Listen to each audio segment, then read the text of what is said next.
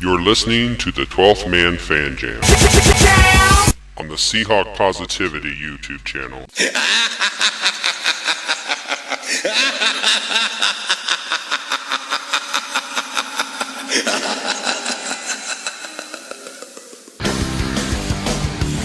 And now it's time for another edition of the 12th Man Fan Jam with your hosts, the Reverend Moses of the St. Paul Island Church of Seahawk Positivity. Yes, thank you, Magic Voice, and happy Hawkoween, everyone. This is your self-appointed Reverend Moses of the St. Paul Island Church of Seahawk Positivity, and welcome one and all to a very special Halloween and Raiders edition of the 12th Man Fan Jam, the show made up of Seahawk fans from around the world, talking about your Super Bowl champion Seattle Seahawks. Over the next few moments we share together, we hope that you are spooked, you are scared, but you're also satisfied as we discuss the upcoming game for your Super Bowl defending Seattle Seahawks against the Oakland Raiders. So sit back, relax, grab a desired beverage or sin of your choice, and remember, nothing scarier than being an Oakland Raider about to face the rested 12th man. As is usual with every show, we are not alone. No, I am joined like I am every episode by the 12th Man Fan Jam Posse, a ragtag group of creepy creepers from around the world. First, the yin to my yang. You can find his Minecraft videos on the Suffolk Blue YouTube channel. He vacations in the Tower of London from merry old England. Matt. Hi, Matt. Hello. Good morning, Moses. How are you? I'm wonderful. Happy Halloween to you. Halloween to you. Thank you very much. It is actually Halloween here, so I can actually say that. Oh, yes. What was your favorite costume growing up? Growing up? Well, see, we don't do Halloween quite like the Americans do Halloween, right. Really. It's not quite such a big thing over here. But when I'll give you a little example. When I was growing up, I had a costume because we were so poor. We used to get, with the back bin liners, like the rubbish, the trash liners, like the big black trash liners. We got some of those, stapled them together, and turned it into a giant Grim Reaper outfit, which worked incredibly well. It worked incredibly well. We had a fake skull mask on, and I was standing on some blocks, so I was higher up, and I had a big scythe. But unfortunately, the heat from one of the wall lamps, which was one of those fluorescent ones, melted it onto my back. It was an interesting. Oh dear! It ruined a perfectly good coat. But no, it's yeah. That's so sad. So I don't do that anymore. That's sad. Well, I'm sorry to hear about that. I'm glad you're feeling better. Next from the state of Washington, our own news hound. His nude hound. The Nude Hound. His editorials trust me. Can be found on the Seahawks Now website. My tongue can be found elsewhere. He runs with the shadows of the night. You know him as Shadowhawk. We know him as well. Hi, Will. Hey, Moses, ready for another spooktacular show? Oh, yes, we are. What was your favorite Halloween costume of all time? Well, I only had two costumes that I really wore more than once. I dressed up as a cat several times when I was younger, and then I started dressing up as a Seahawk. Now, see, that's the best thing to do. Best outfit ever. So my son's doing this year. As well he should. Also from Washington, he always gives us the creepy crawlers. He's Dustin. Hi, Dustin. Hey, guys. Good to be back. How's everybody doing? Wonderful, wonderful. What is a favorite Halloween memory you have? Well, I don't know if you guys remember the cartoon He-Man or not. Oh, but, yeah. The Masters of the Universe. Oh, my God. You went to go as She-Ra, did you? No. That was completely different. No. Better that than a nude hound. Just me, there then. was like this magician wizard thing on there. His name was Orko. Orko? And, oh, my God. Yeah. My mom actually made an Orko outfit for me one year, and it looked exactly like the character on the cartoon. I love that pretty well. Awesome. Very nice. I think my favorite was Evel Knievel. You remember when he had the big plastic masks and the big plastic outfits that went with the big plastic masks? And I remember sweating in that thing all night, but I wanted to be Evel Knievel. That mask like suffocates you, but that was probably my favorite was Evel Knievel. Look it up, kids, if you don't know who that is. Okay, well, listen, the intros have been made. The Halloween costumes discussion has gone on, so let's go ahead and get to the show. For those who've listened before, thank you for joining us again. For those who are listening for the first time, don't worry. We promise we'll be gentle, but be careful. We will try not to suck. your blood. Blah, blah, blah. Huh. All right, the show's run like this.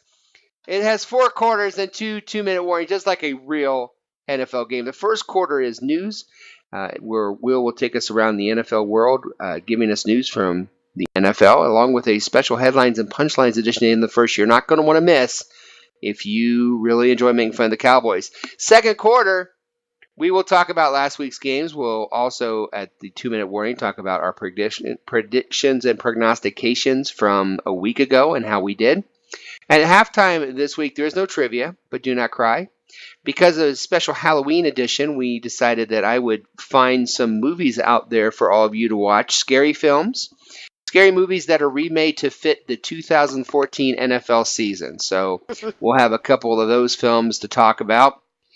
Quarter 3, we'll talk about the Seahawks a little bit more, give a little bit news, some injuries, some stats. And then quarter 4, we will make our predictions, our prognostications, and also our game balls. So, without further ado, let's get right into it with the Shadow Knows the News. Who knows? The Shadow knows. Yes, only the Shadow knows the news that is fit to say on the 12th Man Fan Jam news portion of the show. Our own Shadowhawk Will. Will, what do you have for us this evening? Well, Moses, Luke Wilson's game-winning touchdown pass in Carolina last week may eventually become the stuff of legend. But another facet of that play that didn't get as much attention was Roman Harper staying on the ground after hitting Wilson. And it was pretty much assumed that he was hurt after that hit. And since it was inside of 2 minutes, any injury results in a timeout for the team whose player suffered an injury. Turns out, though, Harper was never really hurt. To quote Harper, "I was pissy. It's part of the game, part of my emotions. I was just trying to make a play. I hate I wasn't over there a little bit more for Trey Boston, the other Panther safety." And he was just so upset, he stayed on the ground, and the referee thought he was injured, called a timeout, and took a Panthers timeout away that they possibly could have used. Wow. That's beautiful. Oh, I remember that, seeing that timeout. It took forever for him to come off the field. He was just pissy. I So he see. says. I thought he was injured. Honestly, I thought he was injured as well. I was like, I did oh, no. too. And there's me sitting there thinking nice thoughts, saying, "Oh, God, please be all right." I hate seeing any players get injured. Great. But now he's just sort of, cried wolf. Pissy. Well, I know the kids are here, and I know the kids are thrilled that he's okay. Kids, he's all right. Don't worry. Yeah. Yeah. So we're happy about that. Well, congratulations, Harper. You blew a timeout for your team because you were pissy. I have a news story real quick, if you don't mind. The Jets are 1-7 and they suck, and that's not necessarily newsworthy. However, one part of this story is newsworthy, and that is the fact that the Eric Decker had tweeted this week to the fans of the Jets who are 1-7, and he said, "Hey, tell me why you're a Jets fan. Basically, tell me why you love the Jets, and I'll send you a signed prize." So here are some of the tweets. Now he's tweeting the mostly New York City crowd, asking them why they're a Jets fan, fan of a team that's 1-7. So this couldn't possibly go wrong, right? No, not at all. Nah. This couldn't possibly go wrong. So here are some of the answers he got. Tell me why you love the Jets. Because normally drinking heavily at 1 p.m. on a Sunday would make me feel like an alcoholic. Why do you love the Jets? Because I'm a masochist and I enjoy the weekly abuse. Seems legit. Yeah, why do you love the Jets? Because I love being ridiculed and being made fun of every week for being a Jets fan. That's a good one. Why do you love the Jets? I can watch the games and not worry about the outcome, knowing we won't make the playoffs. That's always exciting. And that was their coach who said that, wasn't it? Oh, nice. Here's one of my favorites. Why do you love the Jets? My father forced this cursed franchise on me while I was in the womb 32 years later. Still no quarterback. Wow. Why do you love the Jets? Butt fumble, 3 picks in the first quarter, Rex's tattoo. I could go on and on. Butt fumble. Butt fumble. I love the butt fumble. And 2 more. Why do you love the Jets? That time, these are all real tweets, by the way. I'm not making these up. These are real tweets. That time Rex guaranteed a Super Bowl, and then we went 6-10. That'd be memorable. And finally, Ken replied to Mr. Decker. He said, why do you love the Jets? He said, the Jets have combined my 2 favorite things, butts and fumbles. So, Oh dear. those are real tweets. Look them up. Whenever you think, oh, poor us, just remember, you could be a Jets fan. Just goes to show you really should never go on Twitter expecting to get positive responses for something like this. From a New York fan base, especially. Well, I remember Washington in the offseason the official Twitter account posted something. It's like, show us your Redskins pride. And they just got hundreds and hundreds of tweets saying, change the name. Yeah. I think Twitter Oh should my have. God. I think Twitter should get one of those warnings which flashes up, especially after my experience this week, which just says, "Are you desperately sure that you really want to send this out to the world?" Very true. Will, you have any other stories for us there? Well, Moses, I've got one about a team that has the same number of wins as the Jets, namely the Jacksonville Jaguars, and specifically their rookie quarterback, Blake Bortles. You know, it's been kind of a rough year in Jacksonville, but Bortles is on pace to match or even break one of Peyton Manning's rookie records. No way. The only problem? It's the number of interceptions thrown. Bortles so far has thrown 12 picks in the 6 games that he's played. With 8 games left to go, he's on pace to throw 28 interceptions, which would match the number of interceptions thrown by Peyton Manning as a rookie with the Colts in 1998. Congrats, Blake. Well, good for him, because at least he's trying to break a record. You know, why not? Why not Hey, us? if you can't be famous, go for infamous. That's what I You know, would Right. say. why not us? He's trying hard. He's doing his best. He's going to get a record in his name. Why not us? I think great. That's lad. his heart. Well done. Bless his heart. Congratulations. Good luck, Blake. Blake Bortles sounds like something you order like in wine country. I'll have the Blake Bortles, please. Little cheeky red. Yeah, a I little just thought cheeky it red. sounded like a Harry Potter character. It's Blake Bortles. Vaticaneva! Ta-da!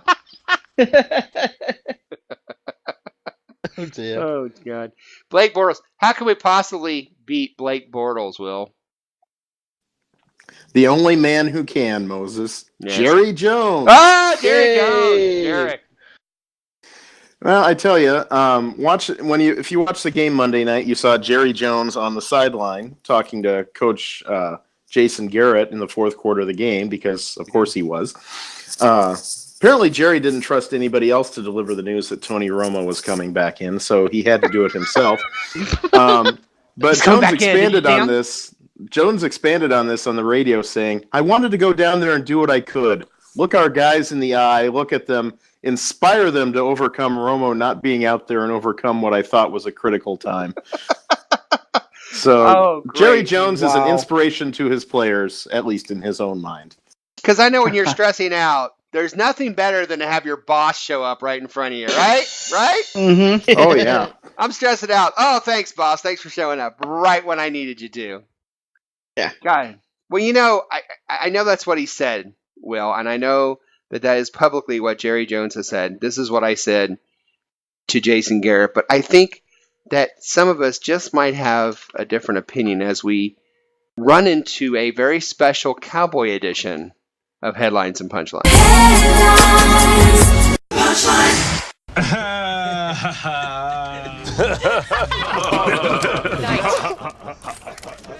It's a Punchlines where we take a headline, rip it from the NFL world, and add our own punchlines to it.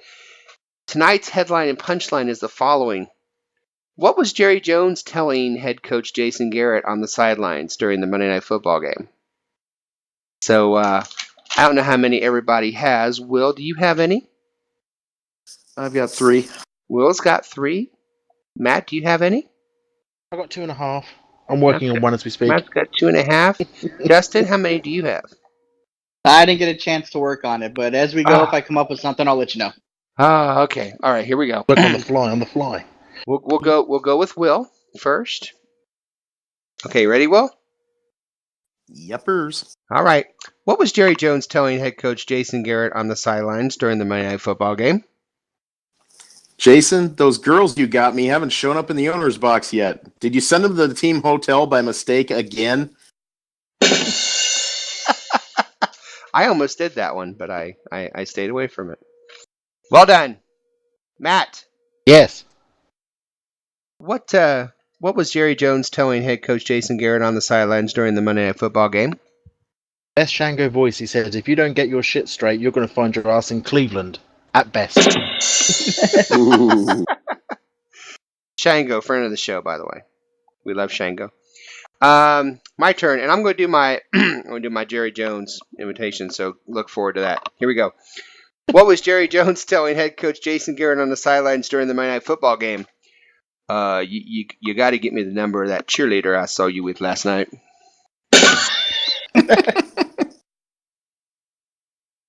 Their cheerleaders are hot. The Cowboy cheerleaders are hot. We'll give them that. True. Yeah. Will, what was Jerry Jones telling head coach Jason Garrett on the sidelines during my football game? Jason, I think my face cracked again. You plaster it back together for me? Woo! That was nice. Matt, what was Jerry Jones telling head coach Jason Garrett on the sidelines during the Monday Night Football game? It's all right, Jason. I've sorted it. I've told Romo if he doesn't get back out on the field right now, I'm taking away his glory hole privileges. There's the glory hole I was looking for. You knew glory hole was coming out tonight. So to speak. Yeah. Good night, everybody. What was Jerry Jones telling head coach Jason Garrett on the sidelines during the Monday Night Football game? I've got extra pay-per-view charges on the stadium's huge TV cable bill. Have you been buying porn again? That'd be kind of frightening on that screen. He's kind of bored. He's the head coach of the Cowboys. All right. Will, last round. Ready? What was Jerry Jones telling head coach Jason Garrett on the sidelines during the Monday Night Football game? Jason, if we lose to Colt McCoy, they're going to need dental records to ID your dead body. Little mop ties there for Jarrah. Matt, you still got one? Yeah, sort of. Go on. Okay, here's your half one, so we won't put too much pressure on you. What was Jerry Jones telling head coach Jason Garrett on the sidelines during the Monday Night Football game? Do you think the refs would let Romo back in a back brace? I wish it was with that English accent too. I can't do a Southern American accent. You think you'd have a back brace? You think I'd be okay? All right. My final one. Here we go. What was Jerry Jones telling head coach Jason Garrett on the sidelines during the Monday Night Football game? All I'm saying is that Hooters bill last night was expensive. Why should I have to chip in on wings when I didn't eat any? That's a fair question. I think that's fair. And I think it's fair that we're done with the news. It's the end of the first quarter, bitches. Will, thank you so much for the news. You're very welcome. And we will gather our things. We will get our lawyers ready for Jerry Jones, and we'll take a quick station identification. We'll come back and talk about last week's victory for the Seattle Seahawks over the Carolina Panthers right after this. Hi, this is Mosette, Moses' daughter, and please keep listening to the 12-Man Fan Jam. Or I will find you.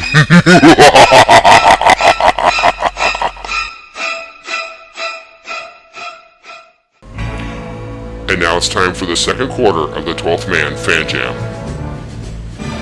Here to take you through the second quarter is once again our host, the self-appointed Reverend Moses of the St. Paul Allen Church of Seahawk Positivity.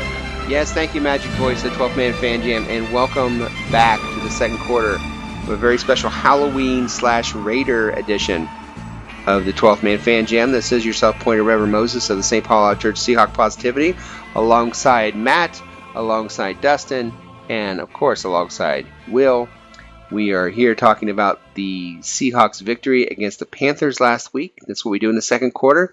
Dustin, what was your view of the game last week? Honestly, I was just happy to get a win in the first place, because going into that game, that could have really tilted the season in a negative way, I thought. So the fact that they went on the road and they got the victory, that was huge. That's all I could ask for in that game. I don't care what it looked like, as long as they came out with a win, because I'd rather win ugly than look pretty and lose. Mm-hmm. And I was really glad that Luke Wilson got some redemption too, because he dropped a couple passes earlier in the game, and then he got that go-ahead touchdown, which was a beautiful thing to see. I was really happy for him to get back out there and make a play, even though he had kind of a rough go of it. I agree, but Will, it was a rough start, was it not? The first quarter did not look good for either side of the ball, did it?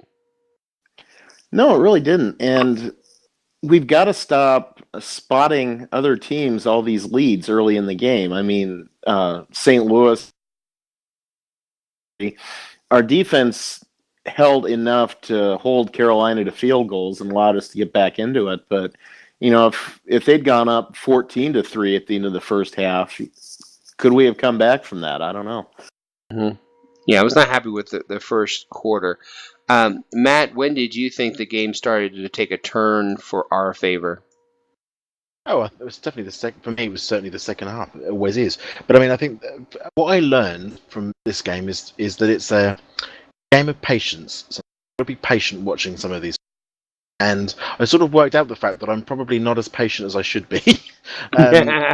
The whole aspect of sitting there watching, play after play, either not get the yards it should or not go as it should, and it's quite frustrating because I suppose we were so spoiled with the last part of last year of watching our football team just miraculously do everything seemingly without even thinking about it, whereas they're obviously having a bit of struggle this year. And I think it's a good reality check for some of us. I agree entirely with Dustin. Just getting the win out of there was priority number 1, 2, 3, and 4. They did that. I think the bit that sort of worried me a little bit was the some of the sort of the turnovers, that the fumbles and the miscues. The miscues. Yeah, the miscues. It was like an engine. It was like an engine that wasn't firing on all cylinders. Sometimes. Now, I don't think a lot of the actual. I don't think the issues. The interception, I don't think was Russell Wilson's fault. I think that was Lynch. No.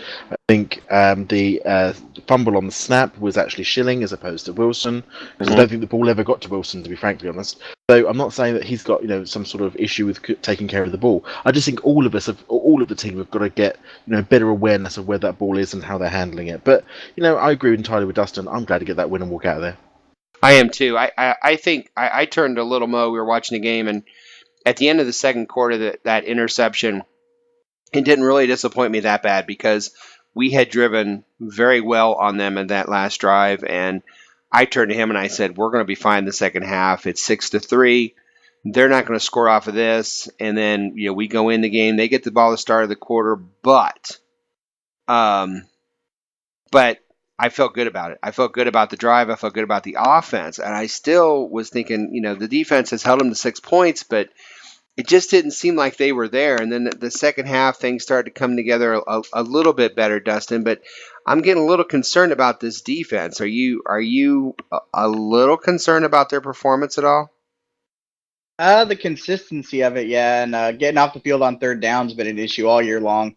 The some of the explosive plays they've given up too, we're just not used to seeing it anymore.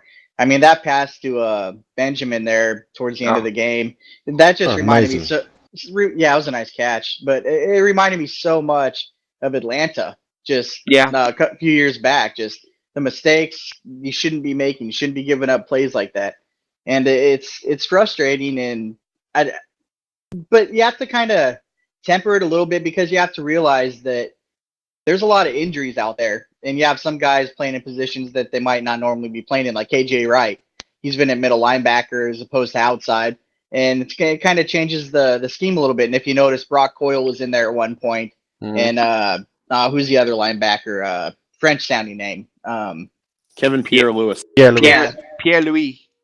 Yeah, he was in there for parts of the game, and so it was it's kind of a hodgepodge right now. So you take what you can from it. What I did like to see, though, was Bruce Irvin getting that pass rush going there at the very end. Oh, yes. It was nice to see that guy break it loose and make some plays because it's been a while for him. Well, with his hands on the ground, which is where they should be, I think, at a third down situation. That catch by the kid, I don't his name. I'm sorry. Calvin Benjamin. Benjamin, thank you. I mean, he made that catch, and even my son turned to me and said, "Wow, that was a good catch." I said, It was a good catch. I mean, we Gotta didn't give him say anything respect. about that. You know, it was like that touchdown that the Cardinals got the game-winning touchdown last year in our place. Remember, in the end zone on the corner there. It was just an amazing catch, and I thought he was covered pretty well. Sherman had him covered. It just was an amazing catch by that kid. I mean, there's not a whole lot you could say about that. Matt, did you like seeing Irvin playing defensive end as opposed to linebacker there at the end of the game? Yeah, totally. It goes back to what we were talking about actually the last Man Jam. Mhm. When I said that I hadn't seen the production from Irvin that I wanted to see. Dustin pointed out that obviously he's been doing other assignments and doing other things. Put him back where he's supposed to be. Mhm. Put him back to do what he does really, really well, which is get very quick up, off, and in the faces of the opposition. That last play by Carolina was just awful. Yes. I don't know what Cam just needs to spend a lot less time practicing that first down completion Exactly. celebration. Oh gosh, nonsense he I does. wanted to kill him. Oh, Yeah. Will. I mean, I have the thing now where I sort of try and see other people's Facebook statuses, and I was really, I'm just in fits of laughter, because I could just feel the rage. And every time he does that stupid hand motion, you're like, oh, give him a taunting penalty or something. I'd rather celebrate touchdowns than first downs, but In it, really. but Will, something I noticed, and I don't know if you noticed this, but when we scored with 40 seconds to go, roughly, the look on Cam's face on the sideline was one of dejection, was one of, I don't know, I guess because we're used to the guy we have, and if it was the other way around, you could see our guy rallying the troops, putting his helmet on, getting in people's faces, saying, okay, let's go out there and be great. That's what our guy does. It just seemed to me, well, like Cam doesn't have that. Like he just looked like he was already beat before he went out for that last series. Did you see that? Well, yeah, and with Wilson, you just have this supreme level of confidence in pretty much any situation. He walked into that huddle, and he just basically said, "We got this, guys," and sure enough, we did. And one thing I liked about Wilson, and one thing I liked about this game overall, was on that drive, he was throwing to Paul Richardson, he was throwing to Kevin Norwood, he was throwing to Luke Wilson. He was using the younger players who maybe other teams wouldn't rely on as much.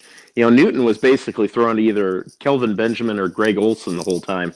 Yes. Wilson was throwing to everybody. And then you get the young kids on the defensive side of the ball.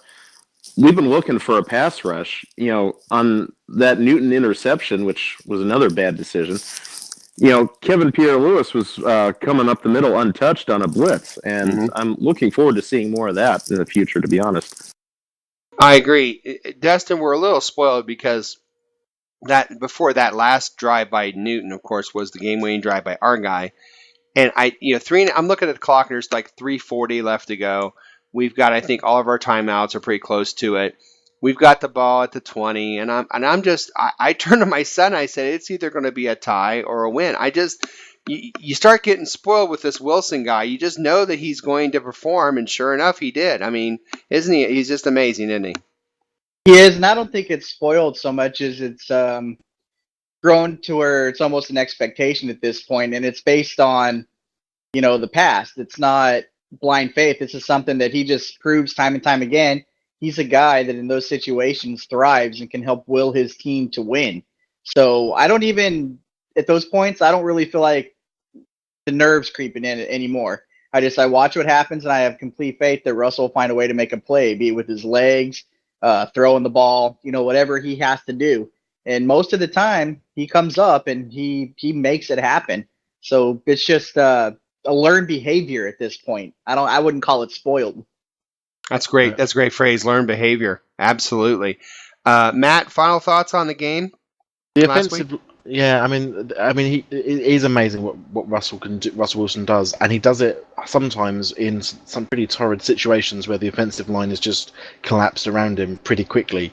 And I think one of the things that's still, screaming out at me is to do something with the offensive line. You've got to get him some protection, got to get him some time, because I'm quite happy for him to do, the runs and the sprints and stuff. But at some point, if we're not careful, guys, he's going to get injured. Yeah. And then we all are in a lot of trouble. Mm-hmm. So I really want to see. We need to see the offensive line pick it up a little bit. Yes, the defense needs a little bit of. I think they need a little bit of confidence. I don't know where that's lost. I don't know whether it's because they've lost some leadership from the locker room. I don't know whether it's all this nonsense that's been floating about the media about what's been going on in the locker room. But there seems to have been a little bit of stuttering, a little bit of inconsistency, a little bit of a lack of togetherness on the same page. And I think that's something that they need to sort of try and get back pretty quick. I think part of that is some of the misplays they've had when it's games on the line. Mm-hmm. What was it? The St. Louis game. Malcolm Smith. All he had to do was knock down the quarterback there, and they wouldn't have gone for that fake punt. There's no way. They would have been too far back, too much distance. They would have had to punt it. Or the big play they gave up to Calvin Benjamin. Or the sack Michael Bennett could have had. That would have been a safety. Safety. I think that's got to be part. So let me ask you guys this question. And I'll start with Will. Will, right now, what would you rather have? Would you rather be up by 4 with 2 minutes to go and have the defense out there, or would you rather be down by 4 with 2 minutes to go and have the offense out there? Well, I think it's a no-brainer. I'd rather have the offense out there. You look at St. Louis, and even before the drive with the fake punt, we pulled within 2 points. We got all the momentum in the world. And they just march right down the field and score. And, yes. Make it a two possession game again. This time in Carolina, we're down however many points it was at that point. And Wilson just drives down the field and does it. And I think this is really, last year, the last couple of years, this team's all been about, beast mode. It's all been about the defense. I think this is really turning into Russell Wilson's team. Yes. I totally agree. Matt, what is your option there? Defense or offense to win the game right now? Right now, offense. I mean, right now, I have to, because I have to put faith in the man who's going to lead me down the field for 80 yards and score me the points. So I have to put it in offense. But the marked difference for me is from last year, where I probably would have said defense because we'll stop them. There was no doubt in my mind that we would stop them. I think the problem is that, as Dustin said himself, that the inconsistency in some of their plays that they've missed up or they've messed or not at all, that puts that sort of fear into us as fans as well. And suddenly we're not turning on our defense much, but we're not turning towards our defense quite as much. Get the ball to Russell and let him score. Mm-hmm. Good, Dustin. What are your thoughts there? Offense or defense at the end of the game to win it? I'm taking offense. They're proving that when it's clutch, they can get it done this year. And in previous, couple last years, most of the time that was the defense. But this year, it's just something's off. It's not quite right on the defensive side. But when the pressure's on, that leadership that Russell Wilson has and his just competitive drive and will to win a game, it goes. He's able to get everybody else believing and doing it too, kind of like a Michael Jordan would in basketball. He's one guy that could will his team to win no matter what was going to happen. His team was going to win. He was just going to find a way it was going to get done. And I think Russell Wilson has that same quality. So he's the guy I want on the field, not the defense this year. Yeah, I agree with that. Well, that is the end of the second quarter. We're going to do our 2-minute warning right now. Holy shit, it's a 2-minute warning! We completely finish up the second quarter, and that is to look back on our 12th Man Posse predictions, prognostications, and game balls from last week. The scores are up on your screen right now. I said 24-20. Mark Ty Turner 31-13. Dustin 28-17. Will 24-13. And of course, Matt picked the Panthers to win 24-20. What a dick. So, yeah, I know. So I got to give myself that one because 24-20 I think is the closest. A 4-point win by the Seahawks. I was the only one who had that. And none of us were really close to the low score. However, on the prognostications, I said Seattle would have 200 yards rushing. They had 119.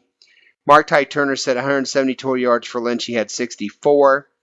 Dustin said 4 INTs. There was 1. That's close, right? I was closest Yeah, without going over. 4-1. That's pretty good.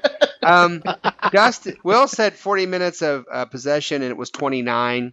That was pretty much shot That's by the pretty end of close. the first quarter. And Matt pretty much was the closest. He said that even though they would lose, that they would shut out the Panthers in the second half, but they only scored 3 points. So the kids are thrilled to tell you, Matt, that you won the prognostications this week. So congratulations there. Thank you. Yeah. And you get yourself a free complimentary broken headset so you can play 12th Man Fan Jam all night if you want, all by yourself. So, Thank you. that being said, Holy shit, it's halftime! we will take the end of the second quarter. Exciting halftime coming up. We're going to talk about some scary movies and what they have to do with the 2014 NFL season. And we'll be right back to give you some great movies right after this.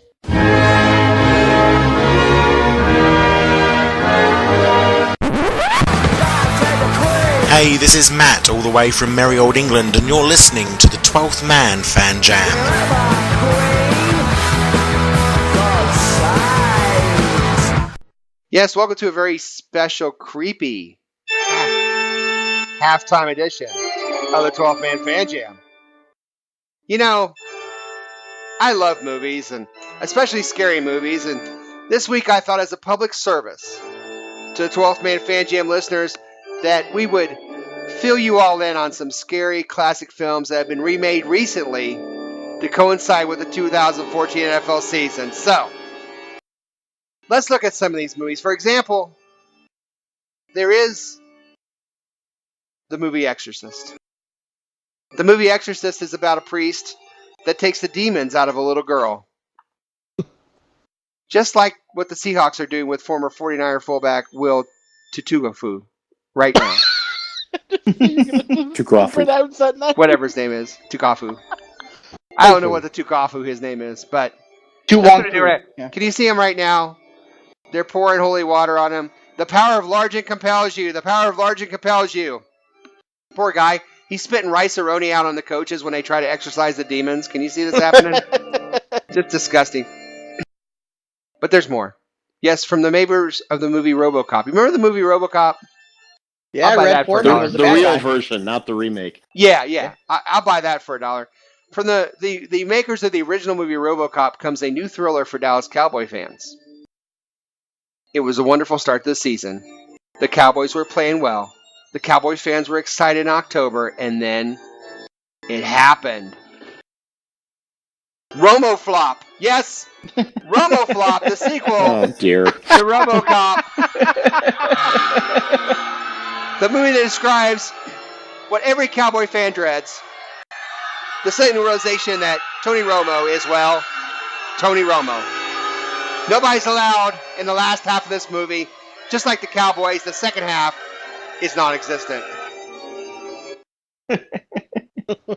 One of the horror classics of all time is The Shining. I love The Shining. Isn't The Shining a great movie? The Shining is the story of a man who's plunged into madness after being stranded in a hotel for a winter. Now comes the NFL remake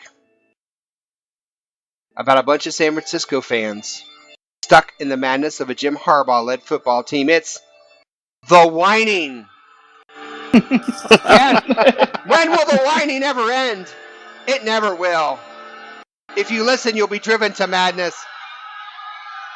Like these people. All the whining. All drama and no championships make Jim a dull boy. Look it up, kids. It's in the movie. And there's also the movie Night of a Thousand Corpses. I don't know if you've seen that. Have you seen Night of a Thousand Corpses, Matt? No. It's incredibly... Go ahead. Yeah, that's what I say. That's the one that's directed by Rob Zombie, right? Or one Yes, of them. it certainly is. Directed by Rob Zombie, it is a scary and disturbing film where two teenage couples traveling across the backwoods of Texas, searching for urban legends of murder, end up as prisoners of a bizarre and sadistic backwater family of serial killers. It's a light romp. Well, in this remake, the fans of the Oakland Raiders end up prisoners in a bizarre and sadistic season experience in the season of 1,000 losses. Yes.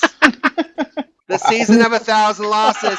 It never ends. They just keep losing and losing and losing. It's horrible. Let's hope. That's got to be a record. Yes, 1,000 losses in one season is truly a record. Yeah. And They can do it. finally, in the movie Psycho. You seen the movie Psycho? I love the movie Psycho. And the movie Psycho is about a young man who goes crazy and changes into his mother to terrorize innocent people. In the 2014 NFL remake of Psycho, it is another young man that makes a change. Only this young man is Percy Harvin, who goes crazy and changes teams from a Super Bowl contender to the Jets willingly and terrorizes any locker room chemistry anyone might have. From Russell Wilson to Geno Smith, you must be psycho to want that, Harvin. It's Percy Harvin in Psycho. And those are our wonderful horror film reviews for the 2014 NFL season. Percy's going to wreak havoc on Rex Ryan. He's going to dress like his wife with big feet. It's going to be scary in the locker room. Oh. And on this scary note, we'll take a brief station identification because Mother says we have to. So whatever Mother says, we'll do. And we'll be right back after this. You're listening to the 12th Man Fan Jam on the Seahawk Positivity YouTube channel. They suck. Wow. The Raiders suck. The coaches suck. The players suck. Everybody in that they suck. And I'm pissed off. It's the third quarter, bitches. Yes, welcome back to the start of the third quarter. The spectacular start to the third quarter as we start the second half. We're going to talk about the football game with your Seattle Seahawks and the Oakland Raiders. But can anybody tell me the name of this song? That's what I want to know. Anybody got this song? Any clue from anybody in the 12th Man Fan Jam posse? Dustin, Will, Matt, anybody got anything? I'm trying to listen. I'm not sure. Great Hollywood song. Great Halloween song from Hollywood. You'll never get this. Anybody out there want to tell them that is Weird Al Yankovic? Yes, Weird Al Yankovic. And his favorite song, Nature Trail to Hell in 3D. Nature Trail to Hell in 3D. There you go. I did not know that one. Little Halloween. I would not have got that one. No, not a lot of people will. Speaking of Will, what kind of Seahawks news do we have going into this game against the Oakland Raiders? Well, Moses, a lot of people. There was a lot of ink spilled, a lot of speculation as to the state of the Seahawks locker room over the last couple weeks with the Harvin trade and everything else going on. And Doug Baldwin finally had to admit that yes, there was a divide in the locker room, and it was created by Wilson. To quote Baldwin, he posed the question: has Popeyes or KFC got better chicken? And there's been a divide in the locker room about who's got the better chicken. The humanity. Right there will break teams, I tell you. Well, yeah, absolutely. I mean, it's like Major League. It should have gotten a live chicken. Well, Will, what's your answer? Popeyes or Church's? Have you had both? I've not had Popeyes. I've not had Church's. I like Izelle's famous chicken up here. That's some good stuff. Yeah. Dustin, what's your favorite chicken? How would you weigh in? I haven't had either, so I'm going to go KFC. I'm with you. By the way, they have really good mashed potatoes. So they have great mashed potatoes. Matt, I like to double down. What kind of chicken do you like? KFC. But I don't have anything with like the bones. I have to have all the bones. I have like the fillet stuff, like the. I am a KFC man myself, but if I had to pick between Church's, I'd probably go Church's over Popeyes. So I don't know where that puts me on the team, but I'm glad that long national nightmare is over, and we really found out exactly what the divide was on whether Church's or Popeyes. I feel like a better man already. Will, Hear me with another wonderful story about our team. Well, I got to go with some good news after some of the horrible things that have happened here in the last week, namely the school shooting at Marysville-Pilchuck High School. Yes. The Seahawks hosted the Marysville-Pilchuck football team at team headquarters on Tuesday to practice for their playoff game, which is coming up this Friday. It was the players' day off, but several players actually stuck around so they could meet the high schoolers. Doug Baldwin was there, Jermaine Kearse, Richard Sherman, Earl Thomas, Bobby Wagner was there, even though he was injured. And according to the reports, all the coaches were there. Team executives from the third floor all came down to greet them. Just really, really went out of their way to give these guys just a good memory after all the pain they've had to deal with the last few days. And there's in the wake of this shooting, there's just been so many stories of good sportsmanship and real camaraderie. And I'm glad that the Seahawks went out of their way to be a part of helping these kids heal. I agree with you. That's a pretty classy team we've got here, isn't it? Absolutely, that was a great thing for them to do, and the fact that everybody showed up and got to meet the players and the high school players, and that's huge for them, especially right now with everything that's been going on over there. And the team they're supposed to play last week too, that was a pretty class move by them. They went ahead and forfeited their game, which allowed, from what I understand, Marysville to win their division. So pretty amazing. Oak Harbor High School, my alma mater, and actually Marysville presented Oak Harbor with the trophy just the other day. So there's been Marysville's reciprocated. So it's just been a lot of good coming out of all this horror. I feel good, happy, fuzzy feeling in your tummy. Hey, Matt. Yeah, I mean, it's difficult, obviously, for somebody like me who's on the other side of the world to say stuff, but just to see that sort of coming together, that sort of healing, that and the team actively going out of its way to do what it's done to help that healing process. The Seahawks put so much into the community. Russell Wilson visiting children, the foundations that various players have got, and this on top of that as well. The Make-A-Wish Foundation stuff that they do too. It's amazing. So yeah, and the sportsmanship, the actual grown-up maturity of those young players bodes very well for whichever teams they end up playing for in the future. Hopefully, a lot. Well done to them. Yeah, absolutely, and it is just a silly football game when we get down to it, and even more so in the light of this terrible tragedy. I think everyone realizing that it is just a silly football game. And I used to coach Little League a long time ago, and my kids lost in a tournament. And I said, I'm telling you right now, a week from now you won't remember the score. A month from now you won't remember who won, and a year from now you'll remember who's on your team. There are more important things than a Little League football game or a baseball game, or there's more important things than even our games, our sports. And this really puts it in perspective, because there are things more important than just silly football games, even though we love it. That's some good stuff. Let's do some strategies before we go, before we wrap up the third quarter. Will, what is your one key to beating this Oakland Raider team on Sunday? Well, I just think, I think we need to avoid the big plays. It's hard to draw a comparison between this game and the last time we played them down in Oakland, because it was not only a preseason game, it was the fourth preseason game. But, Derek Carr made a lot of great plays in that game. That's why he's starting. Well, that and because Matt Schaub sucks. But I think the last thing we need right now is, Carr's got nothing to lose. He's a rookie. Nobody's going to sweat it if he makes a mistake. So he's going to take his shots. And I think we not only have to not give up the big plays, I think we need to make some of our own. I think there's going to be opportunities for interceptions. I think there's going to be opportunities to rattle him. And I think we gotta make some big plays of our own. Yeah, I agree, Matt. What's a one key to your game, this game against the Raiders?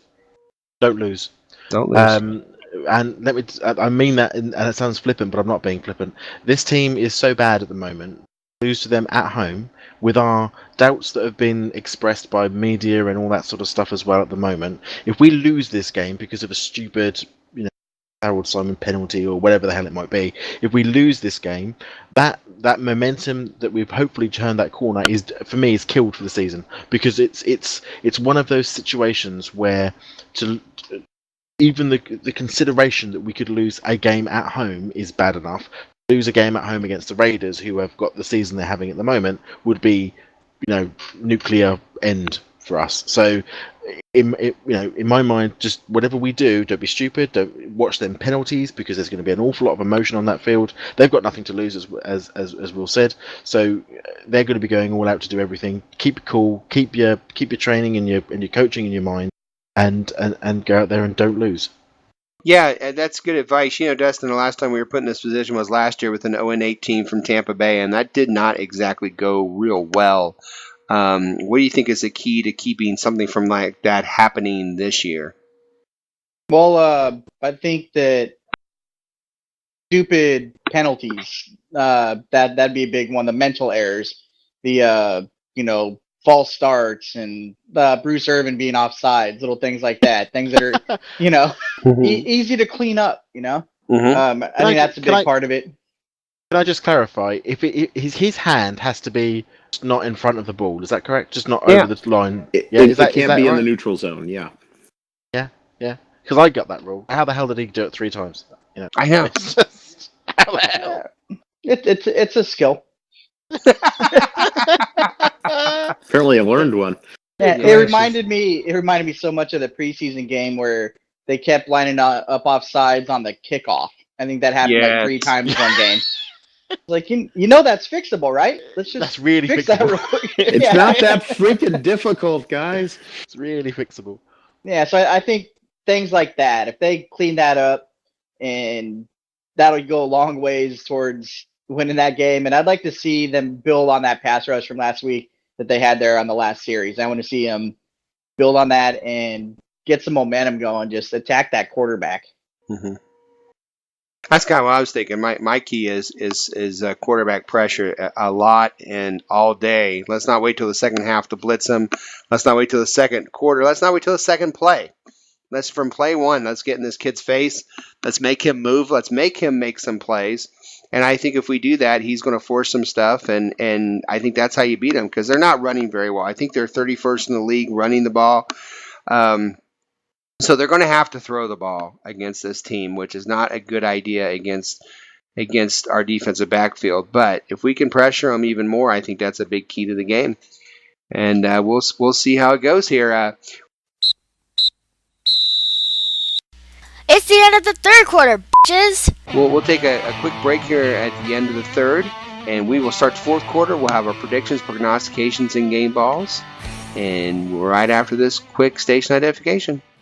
You're listening to the 12th Man Fan Jam on the Seahawk Positivity YouTube channel. We're great, and you suck. We're great, and you suck. We're great, and you suck. You see, there's us, and then there's you suck. And now it's time for the fourth quarter of the 12th Man Fan Jam.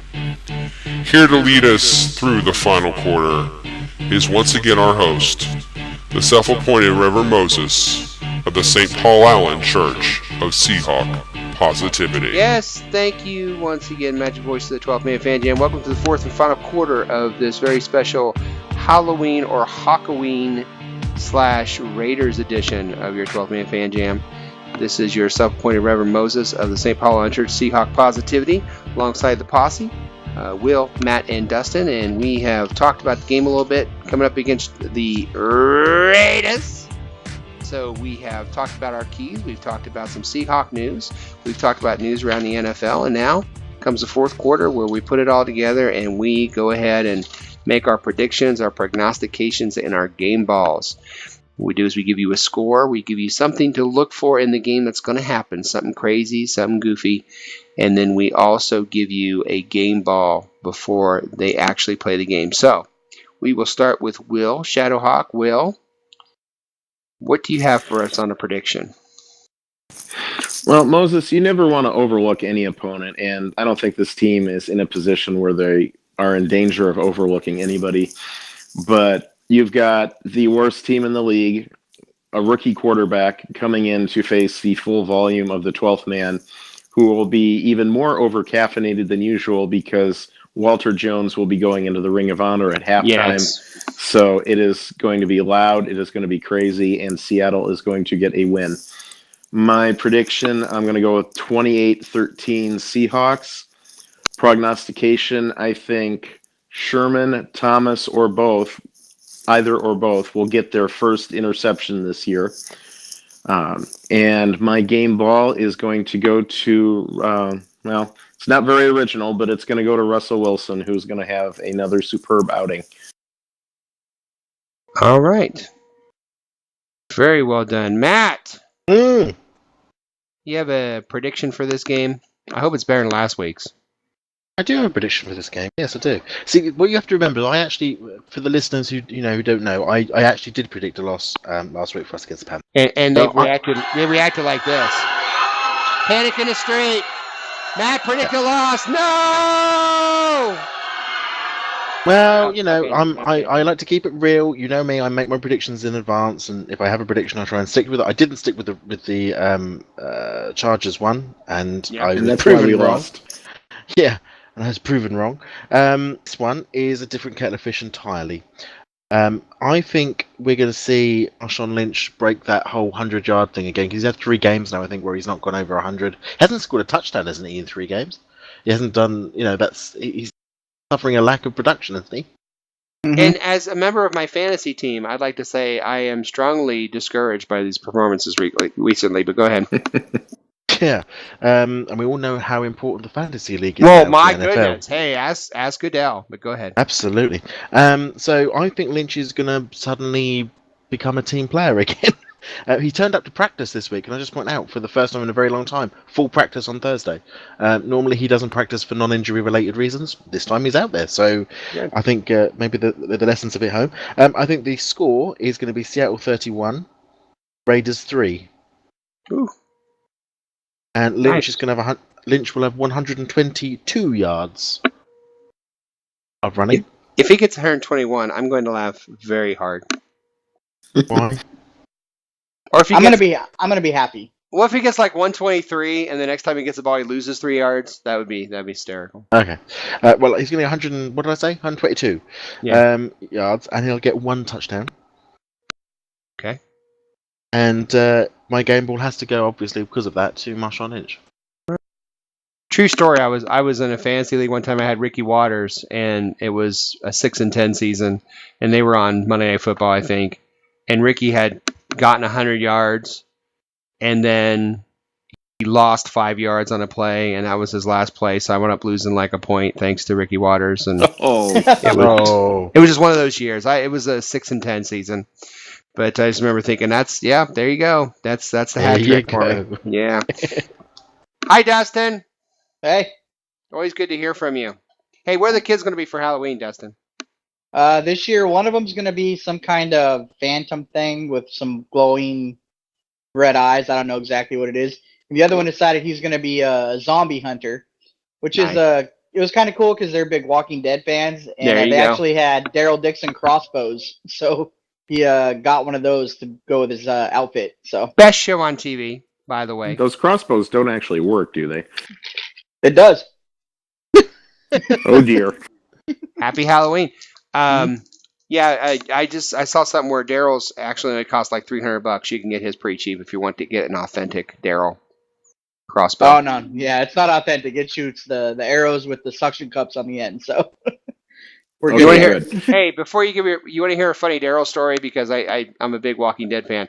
He was going to get his crossbow. He saw this new crossbow, and he was supposed to have a dog on the show. I don't know if you knew that, but he's supposed to have a dog, and like he had hung out with this dog and gotten buddy with it, and they decided last minute no dog for Daryl. So he saw this crossbow, and he took a picture of his phone, and he sent it to the producer, and he said, "Okay, look, you're not giving me the dog. I want the crossbow." And so they set it up where he could get this crossbow, and he got it at when they were fighting that one time in what used to be where the governor was, Woodbury. where they like kill the guy and he takes the crossbow from him. That's the crossbow that he literally got from the store. But he basically called the producer. He said, "Look, you're not giving me my dog, so give me a crossbow." So he's like, "All right, fair enough." Fair trade. Sounds fair to me. Yeah. I'm sorry, Destin. Prediction? I'm gonna go with the Seahawks 27 and the Raiders 6. Oh, okay. Yep. And then as far as prognostication goes, I think that Michael's actually gonna break out, have a long run for a touchdown this game. He's just a little bit of a shift here, shift there away from breaking a long run. So I think he's gonna make that happen this week. Nice. And then player of the game, I'm gonna go with a rookie in his first start. Brock Coyle is going to be middle linebacker starter this week. Okay. I liked how he looked in the preseason. I think he's going to have a huge positive impact on this game for the Hawks. The Montana Bear. Aren't they Bears, Montana? Grizzlies. Grizzlies, thank you. If you're going to be a Bear, be a Grizzly. All right, now it's up to me. Well, I will take in consideration it's a rookie quarterback. I'll take in consideration they're 0-7. I'll take in consideration that last year, when A team came in and took us to overtime in a very similar situation. I would say technically we took them to overtime. Okay. Yeah. Yes. Details. But I know the fact that there was even overtime involved. But again, that was a win where they had to come back and win, and the Seahawks did what they had to do to win. I don't think it's going to be like this year at all. I'm going 34-10 Seahawks. I think the defense will put points on the board. I don't think it'll be a safety. I think it'll be a fumble recovery or an interception, pick six or something. But the defense will put points on the board for our side, not their side. And I am giving my game ball to Angry Doug. I think Angry Doug has been consistently clutch the last couple weeks.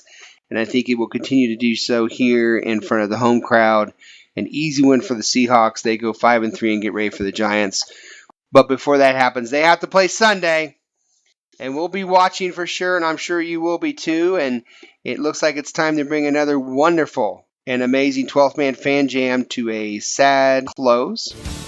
We are so glad you decided to waste some time with us here. It was, as usual, a show that raises the bar here at Seahawk Positivity YouTube channel. We certainly hope you laughed a little, you cried a bit, and maybe, just maybe, you learned a little something along the way. And what did we learn tonight? Well, we learned that Eric Decker learned to never ask the New York fans their opinion. We also learned that Mother tells Percy Harvin to upset Rex Ryan. And finally, we learned that Bruce Irvin has a skill to line up in the neutral zone. So, on behalf of Dustin, our news hound, Shadowhawk Will, and my partner in crime, Matt, this is your self-appointed Reverend Moses of the St. Paul Island Church Seahawk Positivity saying enjoy the game Sunday and go Hawks. Go Hawks. Go Hawks. Pass the peace.